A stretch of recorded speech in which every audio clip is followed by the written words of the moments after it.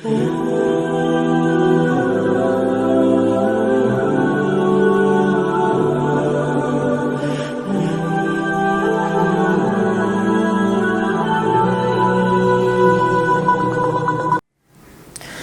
باللہ من الشیطان الرجیم، بسم اللہ الرحمن الرحیم۔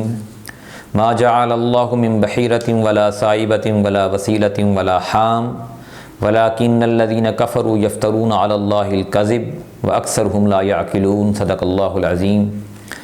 سامعین کرام، سورہ المائدہ کی آیت نمبر 103 آپ کے سامنے تلاوت کی ہے۔ عرب کے اندر جو باطل توہمات تھیں، جو ایسی رسومات تھیں جن کا پچھلے دور کے کتابوں میں یعنی تورات، انجیل، زبور یا صحیفوں میں کوئی تذکرہ نہیں تھا، یہ انہوں نے خود من گھڑت چیزیں بنا لی تھیں، ان کو اللہ تعالیٰ نے رد کیا قرآن کے اندر کہ جو کچھ عرب میں رہتے ہوئے عربی لوگ کر رہے ہیں، ظاہر ہے مسلمان انہی میں سے یہ ہو کے آئے ہیں، تو مسلمانوں کو یہ چیزیں نہیں کرنی چاہیے۔ اور وہ کون کون سی تھیں ان کا تذکرہ اللہ تعالیٰ نے یہاں پہ کیا ہے کہ ما جعل اللہ من بحیرہ، اللہ نے کوئی بحیرہ مقرر کیا ہے نہیں کیا، اللہ تعالیٰ نے کوئی بحیرہ مقرر نہیں کیا۔ وہ چند جانور تھے جن کے وہ خاص اگر وہ صفت کو پہنچتے تو ان کو فری چھوڑ دیتے اور وہ جدھر چاہتے چرتے رہتے، کوئی ان کو ہاتھ نہ لگاتا۔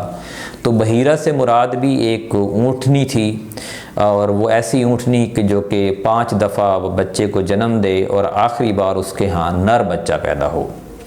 اس کا کان چیر کر اسے آزاد چھوڑ دیا جاتا تھا، پھر نہ کوئی اس پر سوار ہوتا، نہ اس کا دودھ پیا جاتا، نہ اسے ذبح کیا جاتا، نہ اس کا اون اتارا جاتا۔ اسے حق تھا کہ جس کھیت اور جس چراگاہ میں چاہے چرے اور جس گھاٹ سے چاہے پانی پیے۔ ہندوؤں میں آج کل گائے کا بھی یہی سسٹم ہے، اور یہاں مسلمانوں کے اندر انڈو پاک میں بہت سارے لوگ جو ہیں وہ کچھ جانور درباروں کے نام پہ یا دیوتاؤں کے نام پہ تو کافر ہی کرتے ہیں، مسلمان بہرحال درباروں کے نام پہ، استانوں کے نام پہ چھوڑ دیتے ہیں اور وہ ایسے چرتے رہتے ہیں اور پھر بعد میں جا کے ان کو ذبح کرتے ہیں اس پہ۔ ما جعل اللہ من بحیرۃ ولا صائبہ، اور اللہ نے کوئی بحیرہ مقرر کیا ہے نہ کوئی صائبہ مقرر کیا ہے۔ اور صائبہ کون سا اونٹ؟ صائبہ اس اونٹ یا اونٹنی کو کہتے تھے جسے کسی منت کے پورا ہونے یا کسی بیماری سے شفا پانے یا کسی خطرے سے بچ جانے پر بطور شکرانہ کے پن کر دیا گیا ہو۔ نیز جس اونٹنی نے 10 مرتبہ بچے دیے ہوں اور ہر بار مادہ ہی جنی ہو، اسے بھی آزاد چھوڑ دیا جاتا تھا۔ تو یہ بھی ان کی یہاں ایک قسم تھی۔ ولا وسیلۃ ولا حام، اور نہ وسیلہ اور نہ حام۔ وسیلہ اگر بکری کا پہلا بچہ نر ہوتا تو وہ خداؤں کے نام پر ذبح کر دیا جاتا، اور اگر وہ پہلی بار مادہ جنتی تو اسے اپنے لیے رکھ لیا جاتا تھا۔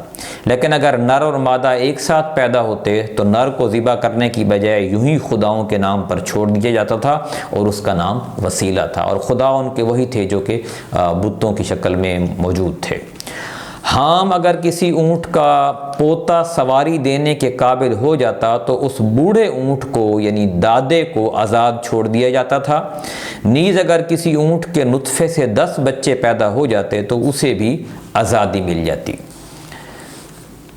الذین کفروا یفترون علی اللہ الکذب، یہ کافر اللہ پر جھوٹی تہمت لگاتے ہیں، اور ان میں سے اکثر واکثرهم لا یعقلون، ان میں سے اکثر بے عقل ہیں کہ ایسے وہمیات کو مان رہے ہیں، یعنی ان کو شعور ہی نہیں ہے کہ جو کچھ انہوں نے یہ مقرر کر لیے ہیں، صائبہ، وسیلہ، بحیرہ اور حام، ان کا اسلام میں کوئی کنسیپٹ نہیں ہے، کوئی ایسی چیز نہیں ہے۔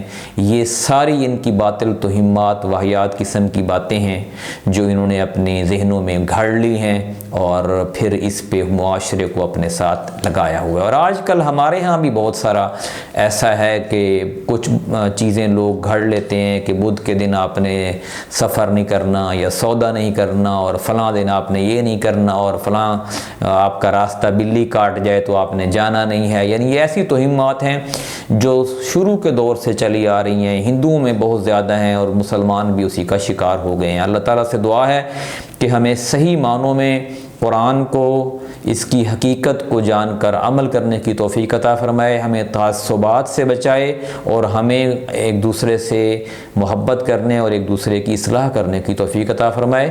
جزاک اللہ۔